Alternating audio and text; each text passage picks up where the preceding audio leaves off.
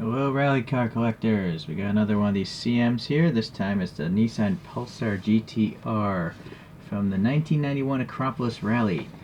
Let's see here, this is the good old box. This is two of the cars in the set. Let me hit focus again. There you go. And then this is always the same on this back. 735 yen, less than $8 in today's money. And there are the other four. If you should try to track them down, you gotta pretty much go to eBay or somewhere used. Toys are sold. Okay, let's see, what's this thing saying? Good old, this is the Nissan website I'm reading here. Debuted in August 1990 and had the same twin cam turbo engine, 4 cylinders, the Bluebird SSR. 230 PS, but also it says here max power is 300 PS. Alright, so there's an antenna I have to put on this thing. It's in this bag here. I'm guessing it's all-wheel drive, being a rally car. It has strut suspension. It's running on 16-inch wheels, and it's a Group A car, because Group B was banned, I think, after 1986. Okay. Let me come back after I pop this antenna in. So the antenna was a friction fit, no glue necessary on this one. Sometimes you have to glue them though. Alright, well, that's not bad right there, that photo comparison. The wheels are naturally a lot thinner in real life. You can't have super thin spokes on a toy or they'll get crushed. Okay. This is a different car, but it's the number 12 car. Different license plate, but I think it pretty much has the same livery. And again, there's that different car jumping because it looks cool. Alright, let's see what details are going on in this guy now. CMs does tampo printing, so this is all paint here, no decal stuff, so it's really nice. Sure, you're gonna have a problem though getting the paint into the door gaps, but I'd rather have that than a decal that cracks and falls off later. These little plastic mud guards are sensitive. I've broken some off on my other CMs, so keep that in mind. And then CMs just doesn't care about taking credit for any of the work they did, so they're always blank bottomed. I usually put stickers on these things afterwards. The treads are nice, the tires are okay. Sure, the wheels, you know, they're not as thin as their real wheels. I think those are NK wheels. But they're still pretty nice. I mean, they have air passing between the spokes, and then you got lug nut details, and then in this case a bunch of perimeter bolts. It must be like a 2 or a 3-piece wheel.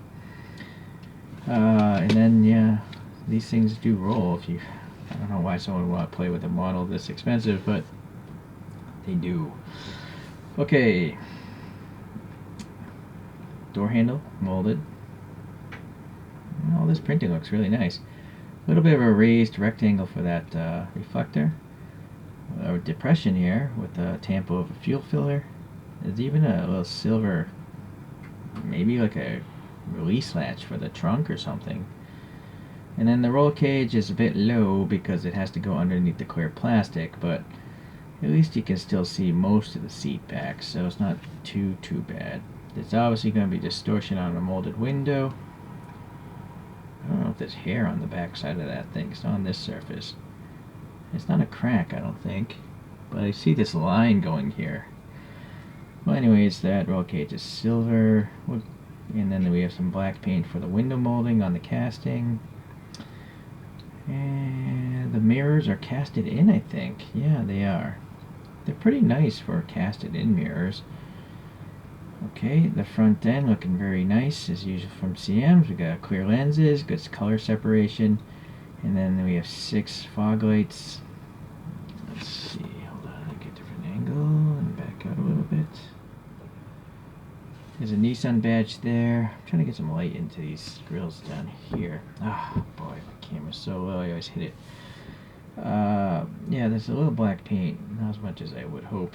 A little black paint in there. They're smooth. I don't see any texture or feel any textures though.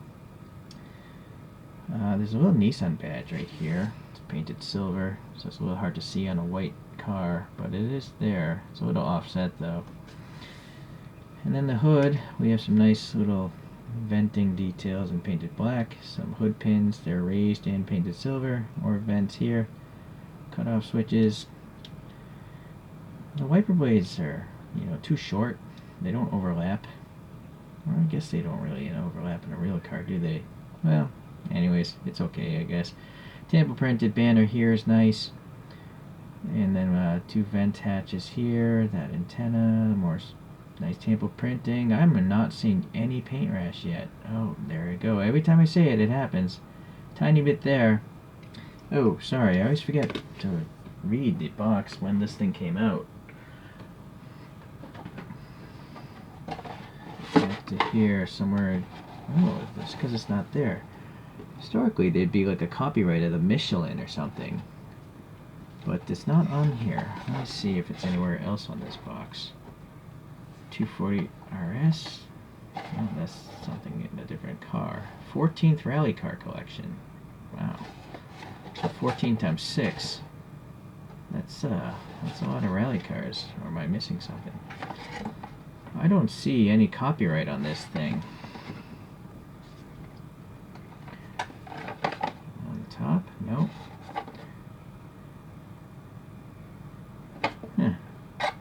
Yeah, sometimes the box will say a copyright right down here, but it's not on this one. Alright, well, we don't know. Back to this thing.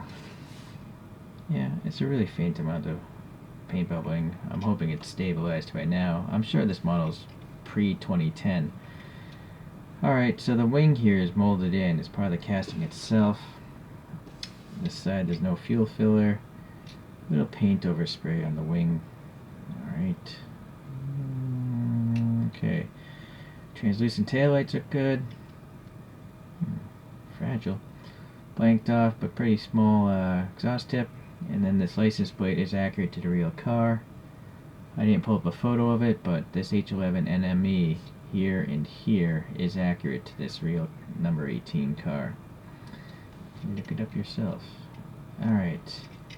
So that's it. So pleasantly, even though these CMs are always riveted together, I've never actually had any instance where I felt like I'd wanted to take it apart. Because I don't want to replace the wheels in most cases. The stance is usually good in most cases.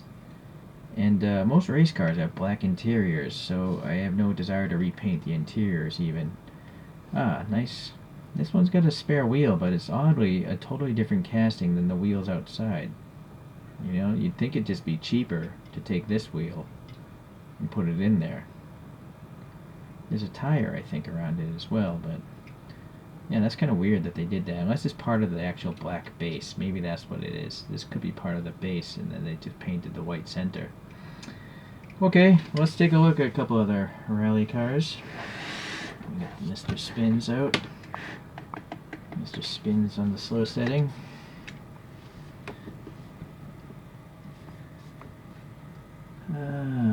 No particular order. This is a Violet GT from 1981.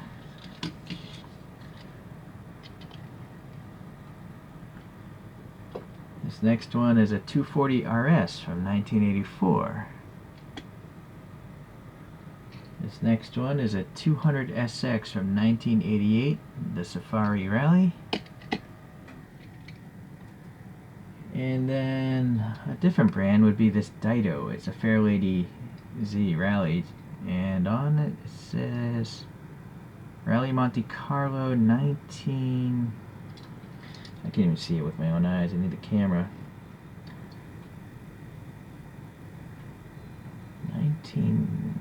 1977? What? Yeah, I guess that's... or 72? Yeah, I guess that's supposed to be 72. It's possible this actually won that rally, but I can't even recall for sure.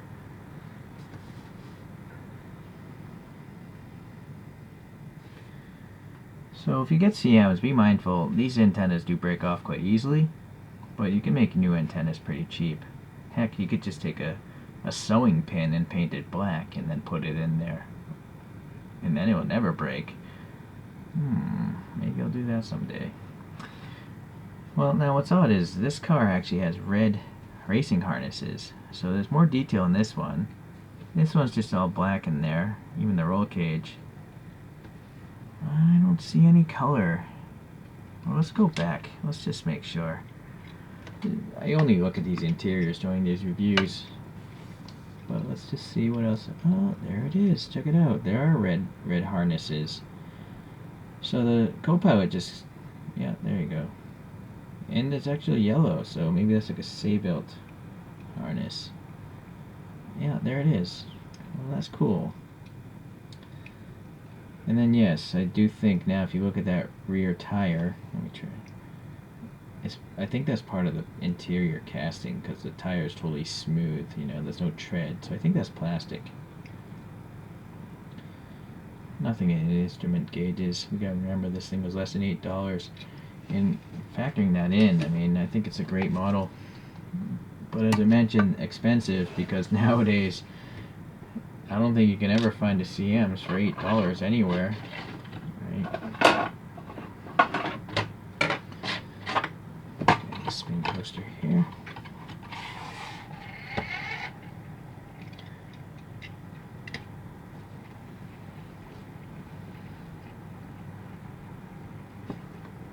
So it's another cool rally car.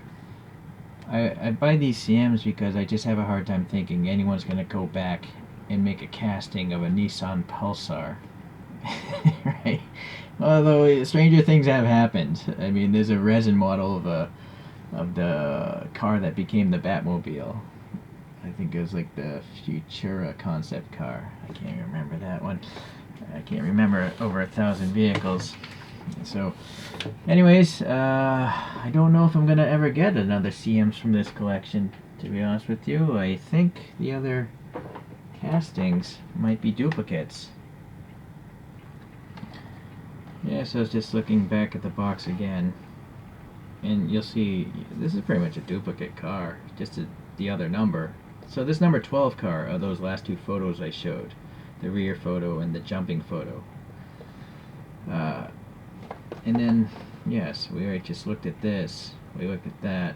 So these two look like the duplicate casting. It's just that this one doesn't have these little lights, searchlights by the A-pillar. So I'm not going to bother buying this one. It's just too similar to what I have here. And then, yeah, I already have that. So I believe that's the end of the road for the Nissan collection, or SS14. So, sorry, it's too bad.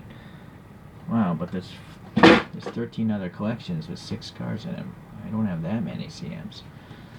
Alright, well, I'm sure maybe I'll find some other CMs that I have never seen before.